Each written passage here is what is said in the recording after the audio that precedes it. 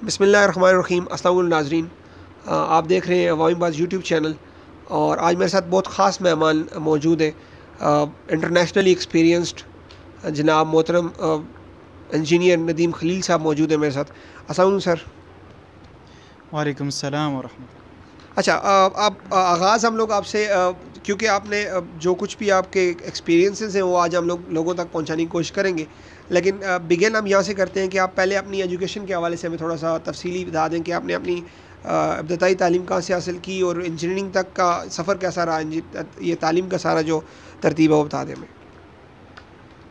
बहुत अच्छे सवालात आपने पूछे।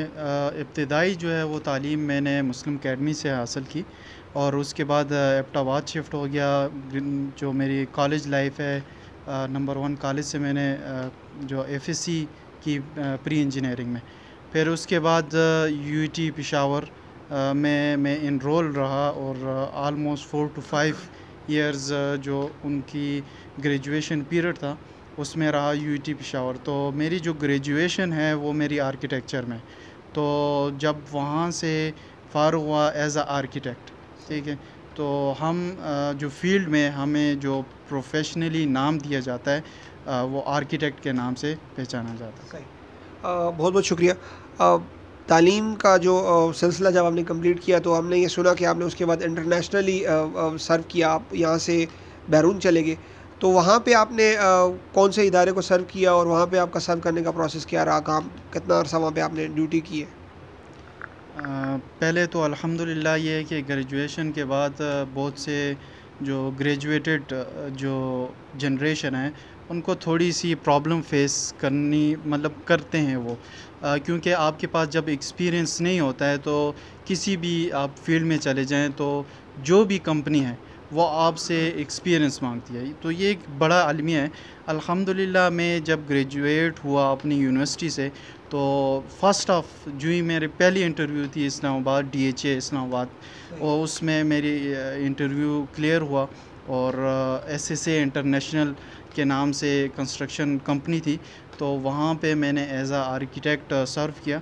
और उसके बाद ऑलमोस्ट 1 to 2 इयर्स मैं वहाँ पे काम करता रहा। साइट के ऊपर भी जाता रहा, डिज़ाइनिंग जितने नक्शे जात है उसका काम भी करता रहा।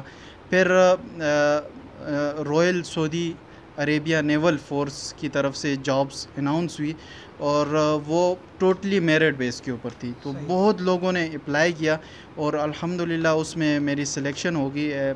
वहाँ पे भी मैं एज आ आर्किटेक्ट जो है सर्व कर रहा हूँ और आज तक सर्व करता रहा। तो ये एक बड़ी वो एज आ पाकिस्तानी उस नेवल फ़ोर्स के अंदर, एक तो पाकिस्तानी नेवल फ़ोर्स है और as a royal Saudi Arabia naval force के अंदर सिलेक्शन होना, ये मेरे लिए बाइस पाकिस्तानी बड़ी फ़ख्र की बात थी मेरे लिए। बहुत शुक्रिया जी। अच्छा नाज़रीन, मैं आपको यहाँ एक बात बताता चलूँ कि मैं इनके वालिद साहब को बहुत करीब से जानता हूँ। ये ख़ुद भी ये बात मानेंगे और इसको एंडोर्स करेंगे कि इनकी जो इन तमाम भाइयों की जो काविश है, जो मेहनत है, वो तो ज़रूर थी ही थी, लेकिन इनके वालिद साहब की भी इनके पीछे एक मेहनत थी जो इनकी तालीम के ऊपर पूरा पूरा उन्होंने सर्व किया, वर्क किया और उसके बाद इन लोगों ने यहाँ तक ये पहुँचे। अच्छा, इंटरनेशनली आपने जब सर्व किया तो ये ख़्याल कैसे आपके ज़हन में आया कि जी मुझे अब वापस अपनी कंट्री में जाना चाहिए और अपने इलाके में जाना चाहिए और जहाँ मैंने अपनी तालीम हासिल की है, वहाँ से इब्तदाई तालीम जहाँ पे हासिल की है, वहाँ पे जाके मैं अपने लोगों को सर्व करूँ। ये आपका आइडिया आपके ज़हन में कैसे आया? असल में बाइस पाकिस्तानी हर एक बंदे की ख्वाहिश होती है, अगर उसके अंदर वो पाकिस्तान की ज़मीन से मोहब्बत है तो ये मेरे पहले से ख्वाहिश थी। अगर मैं यहाँ पे सेटल होता तो मैं दूसरे मुल्क को प्रेफर ना देता।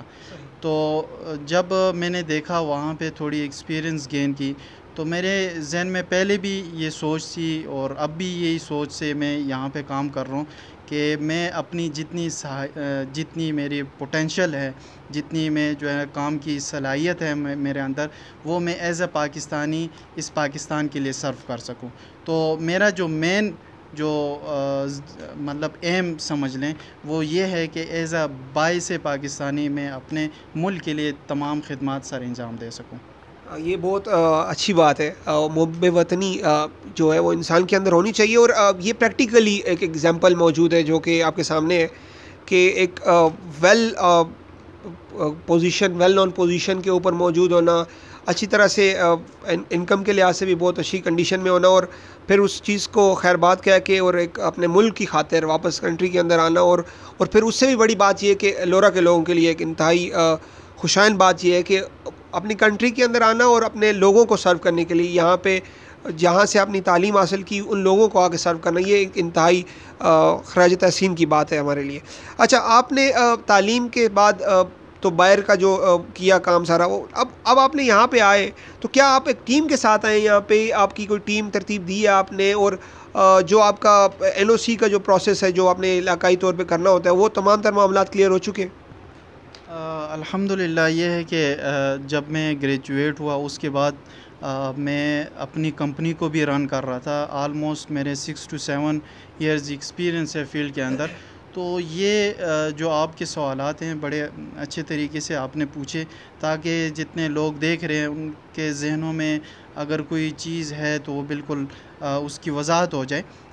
तो अल्हम्दुलिल्लाह ये है कि मेरे पास पूरी टीम है। ये है कि मैं एज़ अ टीम वर्क कर रहा हूँ। मैं हर वो आदमी जब भी कोई अपनी फ़ील्ड में या कोई काम शुरू करता है, अगर उसके साथ उसकी टीम मौजूद नहीं है तो उसके लिए डिफ़िकल्टीज़ आती हैं। तो अल्हम्दुलिल्लाह टीम मेरे पहले भी थी और अभी भी चल रही है।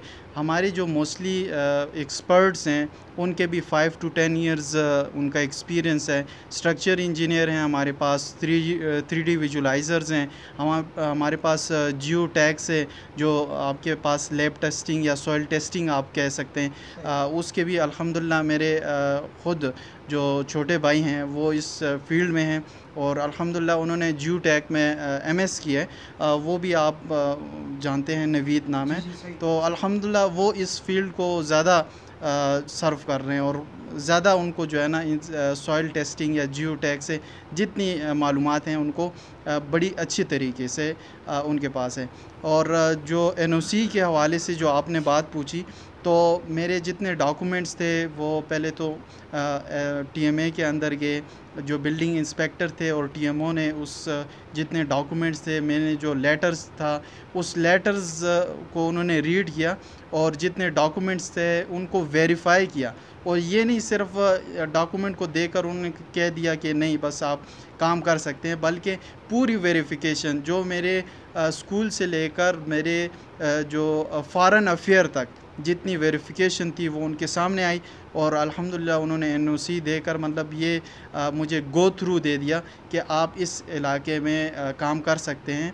और ये एक मेन चीज़ थी जिसके बाद जो है ना अल्हम्दुलिल्लाह अभी काम करने के काबिल हो गए और काम इंशाल्लाह हमने कर भी रहे हैं और इंशाल्लाह आगे करते भी रहेंगे। अच्छा, कुछ टेक्निकलिटीज़ के ऊपर बात कर लेते हैं जो कि इम्पॉर्टेंट है इस वक्त समझना, क्योंकि आप हमारे साथ मौजूद हैं तो आपसे कुछ इस हवाले से मालूमात लेनी चाहिए लाजमी। एक बात तो ये जानना चाहूँगा आपसे कि ये जो हमारे जब से ये तहसील का दर्जा हमें मिला है लोरा को, तो बहुत सारे नोटिस भी आ चुके हैं बिल्डिंग्स के जो मालकान हैं उनके पास, और अंडर कंस्ट्रक्टेड जो बिल्डिंग्स हैं उनके हवाले से भी बहुत सारी लोगों को ये कहा जा रहा है कि जी आप अपने मैपिंग पहले उसको क्लियर करवाएं, उसके बाद आप कंस्ट्रक्शन की तरफ जाएं। तो इस हवाले से ये रूल तो मौजूद है, इसके ऊपर कोई किसी किस्म का कोई शक व शुबहात वाली बात नहीं है। लेकिन दो बातें जो आपसे करना चाहूँगा, एक तो आप ये बता दें कि ये जो हमारी जो कंस्ट्रक्शन हुई बिल्डिंग है जो अंडर कंस्ट्रक्टेड नहीं है बल्कि कंस्ट्रक्ट हो चुकी हैं, जो अरसद राज से कंस्ट्रक्टेड है, उन बिल्डिंग्स की जो मैपिंग है उसके हवाले से क्या कंसेप्ट होगा। और दूसरी बात ये कि जो आप कंस्ट्रक्शन अंडर कंस्ट्रक्शन है या जो होने वाली है उसके ऊपर क्या किस तरह की मैपिंग का कंसेप्ट आता है, ये हमें थोड़ा सा टेक्निकली बता दें। उमर भाई, आप इससे पहले थोड़ी सी मैं वजाहत कराऊँगा कि ये जो टीएमए है क्यों नक्शा पास करवाने की तरफ ज़ोर दे रही है। तो मेन चीज़ वो ये है कि जिस तरह आपका एक प्लाट होता है और वो प्लाट आपके नाम पे रजिस्टर होता है, वो किस तरह आप पटवार खाने से में जाते हैं, उस प्लाट को आपके नाम से मंसूब किया जाता है, ठीक है। उसके ऊपर कोई कार्रवाई नहीं कर सकता जब तक वो प्लाट आपके नाम पे है। इसी तरीके से जो इमारत है, जो भी इमारत बन चुकी है, जब तक वो टीएमए या कोई भी डेवलपिंग अथॉरिटी से रजिस्टर नहीं होगा तो उस वक्त तक आपके नाम पे नहीं है। यहाँ पे अलमिया ये है कि हम इस चीज़ को थोड़े से नेगेटिव सोचते हैं कि हम कहते हैं कि इसको ये एक वैसी एक तरीक़ेकार है, लेकिन इसके पीछे बहुत सी चीज़ें छुपी हुई हैं। अगर आप एक मिसाल, थोड़ी सी मिसाल ये देना चाहूँगा कि जब आपकी ये प्लॉट के ऊपर ये बिल्डिंग खड़ी होगी, इस प्लॉट की भी रजिस्ट्रेशन डेवलपमेंट अथॉरिटीज़ में है, और जो आपकी जो बिल्डिंग बन रही है या बन गई है उसकी भी अगर डेवलपिंग अथॉरिटीज़ में इसकी रजिस्ट्रेशन है, तो अगर कल ये रोड थोड़ा सा बढ़ता है या फुटपाथ आपकी थोड़ी सी बढ़ती है, तो जितनी इमारत अगर वो थोड़ा बहुत काटेंगे तो उस इमारत की जितनी लागत आएगी वो भी आपको जो गवर्नमेंट है वो भी देगी, और जितना प्लाट उस एरिया में आएगा उसकी भी आपको जो भी गवर्नमेंट की जितनी अथॉरिटीज़ हैं वो आपको उसके पैसे देगी। अगर आपकी रजिस्ट्रेशन बिल्डिंग की नहीं है तो वो काटेंगे अलग, लेकिन आपको सिर्फ़ और सिर्फ वो पैसे देंगे जो आपके प्लॉट के। ठीक है, ये चीज़ एक मेन चीज़ है क्यों रजिस्ट्रेशन लाजमी है। दूसरी जो मेन चीज़ है उसका तरीक़ेकार क्या है कि आपकी जो बनी बनाई हुई इमारतें हैं उसकी तो आप कोई चीज़ ऐड, मतलब कोई चीज़ जमा या मनफी नहीं कर सकते हैं। वो उसी तरीके से जो चीज़ें बनी हुई हैं उसका बहुत ही आसान तरीका है, वो उसका पूरा मैप बनेगा और वो टीमें में जाएगा वो मैप, और वो अप्रूव करेंगे। जो मेन चीज़ है वो जो न्यू कंस्ट्रक्शन है उसमें थोड़ी सी पेचीदगी इसलिए है क्योंकि देखें, ये हमारी जितनी बिल्डिंग है ये सेफ्टी के लिए, अगर इसकी इमारत मजबूत होगी तो ये कल हमारे लिए एक किस्म का सेफ्टी है, हमारे लिए भी, और जो लोग इस इमारत के अंदर होंगे या काम कर रहे हैं उनके लिए सेफ्टी है। आज अगर हम उसकी बुनियादें और उसकी तमाम जितनी साख्त है, स्ट्रक्चर जो हम कहते हैं, वो अगर इंजीनियरिंग के बुनियाद के ऊपर बनेगी तो कल आप इसके ऊपर दूसरी तीसरी मंजिल भी बनाएंगे तो वो रिलायबल होंगे, वो मतलब आसानी से खड़े हो सकेंगे, सपोर्ट कर सकेंगे। अब उसका तरीक़ेकार क्या होगा कि जब हमारे पास अगर कोई बंदा आता है कि हमारी एक नई ज़मीन है, उसके ऊपर आपने बिल्डिंग खड़ी करनी है, तो वो बिल्डिंग आप किस तरह मतलब उसकी डिज़ाइनिंग कैसी होगी कि पहले उसकी सॉइल टेस्टिंग होगी। ठीक है, सॉइल टेस्टिंग, उसके जो सैंपल हैं 3-4 फुट हम खुदाई करेंगे, उसमें से सैंपल लेंगे और वो हमारे पास पिंडी लैब है या पेशावर लैब है, उधर हम भिजवाएंगे। वो जब क्लेरिफाई हो जाएगा फिर जो स्ट्रक्चर इंजीनियर है वो तब काम करेगा जब एज आ आर्किटेक्ट मैं एक प्लान बना कर दूंगा, उसकी पूरी डिज़ाइनिंग होगी। वो डिज़ाइनिंग सिर्फ मेरे जहन के मुताबिक नहीं होगी, जो ऑनर है, जो प्लाट का है, जो इमारत बनाने वाला है, मतलब जो इमारत का जो ऑनर है, जो मालिक है, वो हमें सारी रिक्वायरमेंट्स देंगे कि ऐसी ऐसी आप जो है ना उसको डिज़ाइन करें।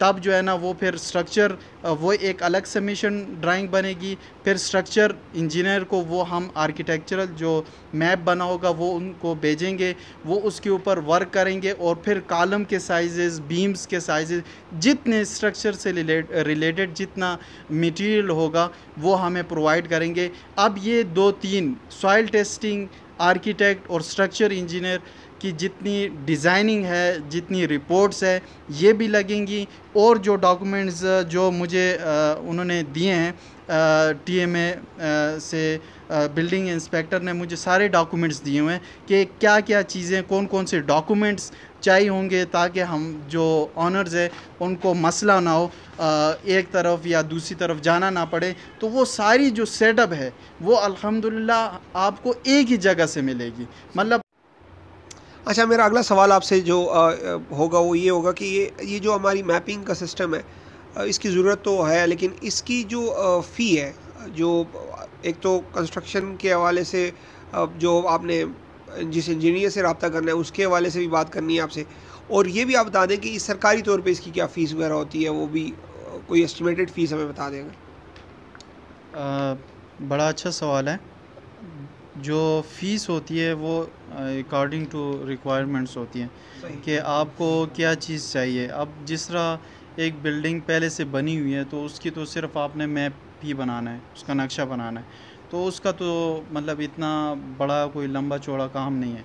लेकिन आप शुरू से और आखिर तक अगर आप एक काम करवा रहे हैं, तो उसमें आपके पास डिफरेंट लोग आ जाएंगे, डिफरेंट सर्विस आप उसको यूटिलाइज़ कर रहे हैं, उनको अलग आपको पेमेंट देनी पड़ेगी। सही सही। जो यहाँ तक बात है कि हमारे जो रेट्स हैं उस एज सच तो हमने नहीं रखे। अगर आप इस्लामाबाद चले जाएं या एबटाबाद चले जाएं, तो वहाँ पे उनके फ़िक्स रेट्स होते हैं, मतलब 15 रुपए पर स्क्वायर फीट वो चार्ज सही। लेते हैं। और ये एक बड़ी अच्छी बात है लोरे के अवाम के लिए, कि यहाँ पे आपको सारी फैसिलिटीज़ आपको मुहैया की जा रही हैं। अगर ये चीज़ अगर ये टीम आपके पास ना होती, तो आप इस्लामाबाद जाते या एबटाबाद जाते, सही। वहाँ के मतलब जाके ये काम होना नहीं है। आपने उन बंदों को लाना है, ठीक है? वो जो आपके पास जो किराया या जो सर्विंग जितनी फ़ीस है, वो आपको एक्स्ट्रा भरनी पड़ती, और उनके जो रेट्स हैं एज़ अ कमर्शियल वो बैठे होते हैं, ठीक है? उनकी एक-एक जो शॉप है, उनके 1-1 लाख, डेढ़-डेढ़ लाख रुपए जो है ना, उन्होंने किराया देना होता है। तो सही। अल्हम्दुलिल्लाह उस तरह हमारी एज़ सच फ़ीस नहीं है। हम कोशिश कर रहे हैं, क्योंकि हमारा स्टार्टिंग पॉइंट है, तो हम जितनी मिनिमम से हम चाह रहे हैं कि जितना हम सपोर्ट कर सकते हैं अपने विलेज वालों, अपने जो गाँव के लोग हैं, उनको जितना सपोर्ट कर सकते हैं। तो ये है कि एक मेन ये इशू था। सेकंड जो आपने पूछा टीएमए के जो क्या चार्जेस ले रहे हैं, तो जो कमर्शियल है वो ले रहे हैं 12 रुपए पर स्क्वायर फीट। तो वो जितना नक्शा होगा, सही। उनका स्क्वायर फीट एरिया जो हम काउंट करके देंगे, या जो नक्शे में होगा उसके मुताबिक वो मल्टीप्लाई करेंगे 12 के साथ। जितना स्क्वायर फीट बनेगा 12 के साथ उनकी वो टोटल फ़ी बनेगी, और वो सबमिट होगा। सही। अच्छा, इसमें ये है कि टीएमए का जो डिज़ाइन जो उनको चाहिए होता है, मैप जो उन्होंने देना लेना होता है आगे से, क्या वो मैप उनके अपने इंजीनियर से लाज़मी है या अपने लोगों से जो वो उनके लोग होते हैं उनसे लाज़मी है, या ये कोई भी इंजीनियर बना के उनको दे सकते हैं इसके हवाले से? देखिए, जो उनकी कंडीशन है फ़र्स्ट ऑफ़ ऑल वो ये है कि Pakistan council of architect and Pakistan council of engineering सही। से रजिस्टर आर्किटेक्ट और रजिस्टर इंजीनियर होना लाजमी है, ठीक सही। है? सेकंड ये है कि जब तक उन जो भी इंजीनियर है या आर्किटेक्ट हैं, वो उनकी वेरिफिकेशन वो ख़ुद ना कर लें, तो वो चीज़ वो पास नहीं करते। तो अल्हम्दुलिल्लाह वही जो शुरू में मैंने आपको बताया था कि मेरी सारी 1 टू 2 वीक सिर्फ वेरिफिकेशन में मेरे लग गए। जो उन्होंने एनओसी दी, मतलब जो गो थ्रू का उन्होंने मुझे एक स्टेप दिया कि आप अब जो है ना वो नक्शे बना के हमें सबमिट करवा सकते हैं। तो ये जो चीज़ है, ये मेन चीज़ है। तो हर कोई बना सकता है, लेकिन उसके लिए वो लाज़मी अपने जितने डॉक्यूमेंट्स हैं, वो सही। सारी जो एनओसी, मतलब आपको एक सर्टिफिकेट दे देते हैं या एक नंबर दे देते हैं कि हाँ वाकई आप वो काम कर सकते हैं। हमारे जो एरिया है, जो उनके स्पेसिफिक एरिया होता है, सही। तो उसमें ये मेन इशू है। अच्छा, इसके अलावा आपने अभी तक जो सर्कल लोरा के अंदर जब से आपने काम शुरू किया है, तो क्या कहाँ पे आपने अभी तक वर्किंग की है, या अभी आपने स्टार्ट नहीं की कोई वर्किंग वगैरह, या इसके लोरा के अलावा भी कहीं वर्किंग की है इसके? जी, अल्हम्दुलिल्लाह ये है कि मेरे रिसेंटली प्रोजेक्ट इस्लामाबाद में भी चल रहे हैं। जी। लेकिन जहाँ लोरे की बात है, तो पिछले दिनों में मैंने डॉक्टर जहांगीर साहब, आप बहुत लोगों ने देखा भी है, उसका अल्हम्दुलिल्लाह मैंने सर्वे किया, उनकी सारी पैमाइशें की, और मेरे साथ जो दूसरे भाई हैं नवीद खलील, वो भी मेरे साथ शामिल हैं, और उनको पूरी गाइडनेस है कि कैसे जो है ना वो ये समझ लें कि मेरे लेफ़्ट हैंड है, ठीक है? सही। या राइट हैंड भी आप कह सकते हैं। तो वो सारी जो कंपनी है, जो हमारी एक कंपनी बनी है, वो भी हैंडल कर रहे हैं। तो वो भी अल्हम्दुलिल्लाह वो मेरे साथ काम कर रहे हैं। तो जो मेन चीज़ जो आपका सवाल था कि कौन सी वर्किंग आपने अभी तक लोरे में की है या लोरे से बाहर आपने कोई प्रोजेक्ट शुरू किया है। तो यहाँ पे अल्हम्दुलिल्लाह एक तो ये जो पहले से बनी हुई है डॉक्टर जहांगीर साहब की हॉस्पिटल, उनके 2 to 3 फ्लोर्स हैं, तो उनकी पैमाइशें ली हैं और वो वर्किंग में हैं। उनकी इंशाल्लाह हम सबमिशन ड्राइंग के ऊपर काम कर रहे हैं और वो जल्द हम सबमिट भी करवा देंगे। इसी तरह ऊपर मार्केट्स हैं, सदाम भाई हैं, उनकी मार्केट्स हैं। एक दो और जो है ना राजा साहब हैं नीचे, उनकी भी मार्केटें बन चुकी हैं और जो अभी बनाने के स्टेज में हैं।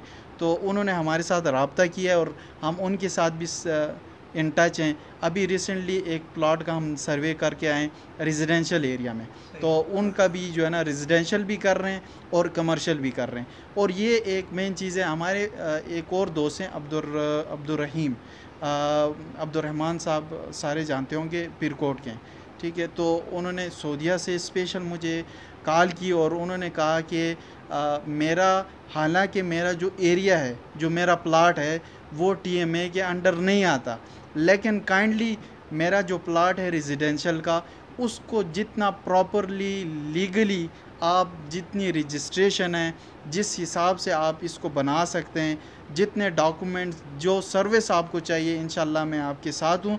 और इसको बिल्कुल आपने टीएमए से भी इसकी अप्रूवल लेनी है।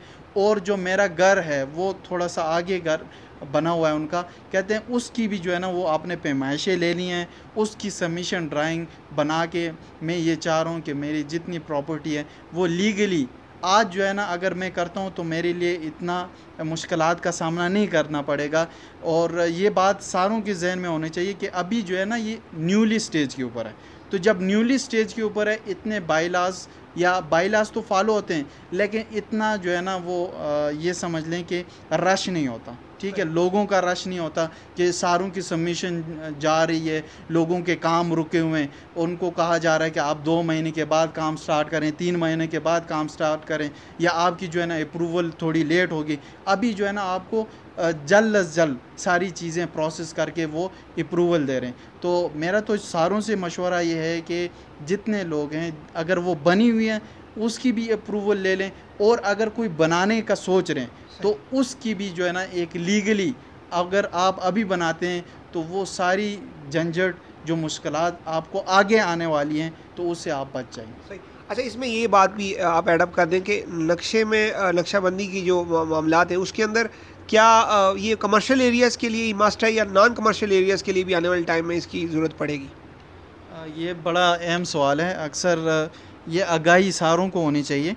जो मेन चीज़ है वो ये है कि जिस तरह रीजन या सर्कल कह दें, जिस टीएमए का जितना सर्कल है, ठीक है, लोरा उसमें तहसील, ये भी आप कंफर्म कर दें कि उसमें एरिया कौन सा आता है? जी, उसमें यह है कि जो भी आपके पास अभी जो टारगेट, इस पे मैंने बिल्डिंग इंस्पेक्टर और टीमों से इस पे थोड़ी सी डिस्कशन की है।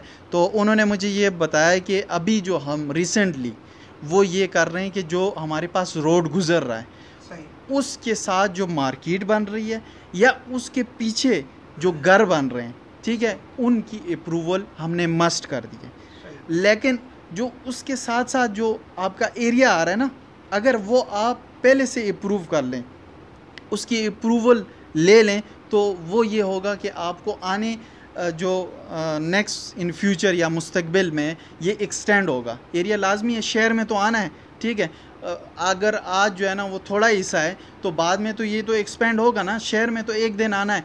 अगर आप आज जो है ना इस टीएमए से रजिस्टर करवा लेते हैं, अगर आपकी जो डेवलपमेंट अथॉरिटीज़ है वो अगर डिवाइड हो जाती है, जिस तरह मैं एक एग्जांपल देता हूँ, एबटाबाद आप देख लें, कंटोनमेंट जो बोर्ड है वो अलग है, उसके साथ कुछ और अथॉरिटीज़ अलग हैं, लेकिन आपने एक से अप्रूवल अगर पहले ली हुई है ना, तो वो सारे जितने डेवलपमेंट अथॉरिटीज़ हैं उसकी अप्रूवल तस्वर की जाएगी।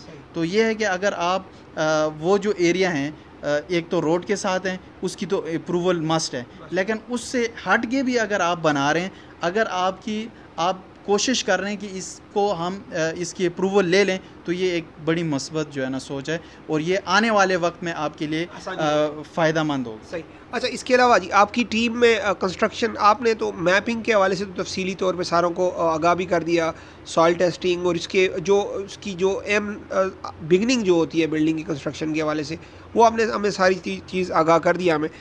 क्या आप इस तरह का भी कोई प्रोजेक्ट सोच रहे हैं इन फ्यूचर कि आपकी कंपनी जो आप रन करेंगे उसके अंदर ये भी प्रोसेस होगा कि कंस्ट्रक्शन के हवाले से भी हमें तफसीली तौर पे आप कंस्ट्रक्शन करके भी दे सकते हैं बिल्डिंग्स की, और इसके हवाले से भी आपकी टीम मौजूद है क्या? अल्हम्दुलिल्लाह, आपने मेरे जितने मैंने एडवर्टाइजमेंट की है तो उसमें आपने देखा भी होगा, मैंने पहले तो नक्शे जात के ऊपर फोकस किया कि वो मेरी ये समझ लें कि प्राइमरी फील्ड है। सेकेंडरी ये है कि मैं साइट विज़िट और ये सारी जितने एक्सपीरियंस है, और अल्हम्दुलिल्लाह ये जो घर बन रहा था ये भी मेरे मतलब ये समझ लें कि इसमें मैं मौजूद था। तो मैंने बहुत सी चीज़ें जो ख़ामियाँ मैंने निकाली, एक लोकल जो लोग जो है इसको डेवलप करते हैं, तो बहुत सी चीज़ें मैं अब उसकी तरफ तो जाना पसंद नहीं करूँगा, सारों के सामने है कि कैसी कंस्ट्रक्शन हो रही है।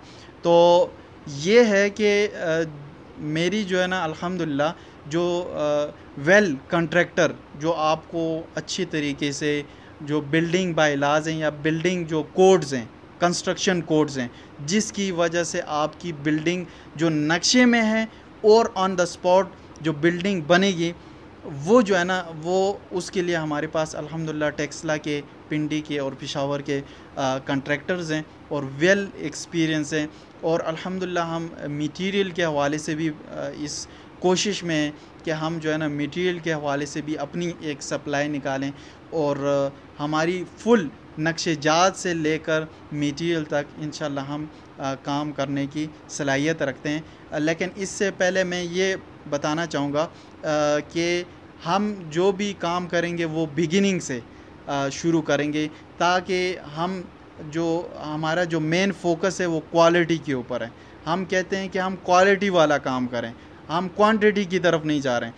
तो मेरी ये ख्वाहिश है कि मैं जो काम करूं वो बिगिनिंग से शुरू हो और आखिर तक मेरे पास हो, ताकि कल अगर वो ऑन द साइड बन जाए तो वो बता सके कि वाकई इस इंजीनियर ने या इस बंदे ने इसके ऊपर काम किया है और वो उसका रिप्रेजेंटेटिव है। वन लास्ट क्वेश्चन जी, वन लास्ट क्वेश्चन आपसे मैं करना चाहूँगा। आपने कंपनी एक स्टार्ट की है अभी, जिसके ऊपर पूरा आपने हमें तफसीली तौर पे आगाही दे दी है। क्या एक आखिरी क्वेश्चन ये होगा कि क्या आपने इसको नेशनली भी आगे लेके चलना है? नेशनली मींस के क्या इसकी हम देख सकते हैं कि इन फ्यूचर ये थ्रू आउट पाकिस्तान ये इन वर्किंग होगा? जी अल्हम्दुलिल्लाह, खलील कंस्ट्रक्शन पहले से रन हो रही है। लोरा में पहली दफ़ा इसकी बुनियाद पड़ी, ये समझ लें कि ऑन सेकेंडरी स्टेज के ऊपर। अल्हम्दुलिल्लाह मैं इस्लामाबाद के अंदर इस अपनी कंपनी को भी रन कर चुका हूँ, और अगर आप विज़िट करें टेक्सला की तरफ तो हिल व्यू हाउसिंग सोसाइटी 360 कनाल्स के ऊपर अल्हम्दुलिल्लाह खलील कंस्ट्रक्शन को इसका भरपूर क्रेडिट जाता है कि उन्होंने इसके ऊपर पूरी डिज़ाइनिंग की, साइट सुपरविज़न की, और अल्हम्दुलिल्लाह वो सोसाइटी आलमोस्ट कंप्लीट होने वाली है। तो अगर आप नेट के ऊपर हिल व्यू हाउसिंग सोसाइटी टेक्सला लिखेंगे तो वो आपके सामने होगी।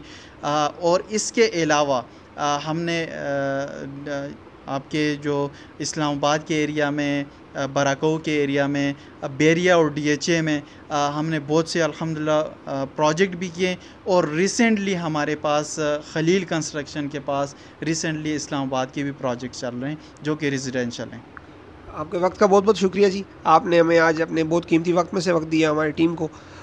एक चीज़ जो कि मैं अपने नाज़रीन को बताना चाहूँगा कि ये हमारे लिए बाइस फ़ख्र है कि हमारे पास ऐसे लोग मौजूद हैं जो कि जिनके लिए हमें शायद बहुत सारे जगहों पे जाना पड़े। जैसे इन्होंने अपने इंटरव्यू के दौरान भी बताया कि आपको अब कुछ चीज़ें जिनके ऊपर बाय लाज आप लोगों ने अमल करना है और उसके ऊपर आपके ऊपर किसी किस्म की आप कोई कमी नहीं रख सकते आप उसके अंदर। तो जब वो ज़रूरी हो चुके हैं तो एक बंदा जो आपकी डोर स्टेप के ऊपर मौजूद है, तो आपको उससे ज़रूर फ़ायदा उठाना चाहिए।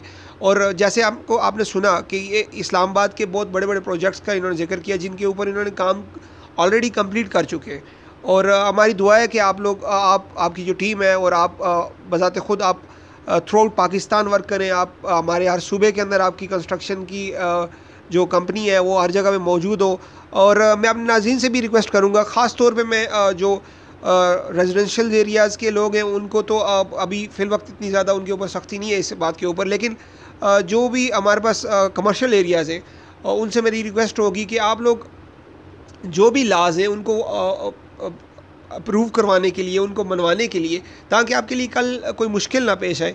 तो आपके डोर स्टेप के ऊपर जब एक कंपनी ओपन हो चुकी है और ऐसे लोग मौजूद हैं जो आपको हर तरह से सपोर्ट भी करेंगे, हेल्प भी करेंगे, तो आपको चाहिए कि आप एक तो अपने तमाम तर कानूनी कार्रवाइयों को भी मुकम्मल करें और कोऑपरेट करने की हद तक जहाँ तक बात है कि आपको ये मेरी ज़ाती राय भी है और मैं ये चाहूँगा भी कि हमारे इलाके के अंदर जब आपके लिए बायस फ़ख्र कुछ लोग मौजूद हों, तो उनके फ़ख्र को आपने उनको सर को नीचे नहीं झुकने देना, बल्कि उनकी कामयाबी के लिए एक तो आपने दुआएं करनी है और दूसरा उनके लिए उनको हेल्प आउट करना है कि वो उनका मुस्तकबिल सिक्योर हो सके और वो अपने इलाके के लिए कोई खिदमत कर सकें। आपके देखने का बहुत बहुत शुक्रिया। हमारे चैनल को सब्सक्राइब कीजिए और ताकि आप लोगों को हमारी आने वाली हर एक वीडियो आप तक पहुंच सके। और इंशाल्लाह हम लोग आने वाले प्रोग्राम्स के अंदर कोशिश करेंगे कि इनकी पूरी टीम के साथ मुलाकात हो और उस पूरी टीम के साथ बातचीत करें और उनसे बहुत सारा नॉलेज इकट्ठा करने की कोशिश करें। आपका देखने का बहुत बहुत शुक्रिया।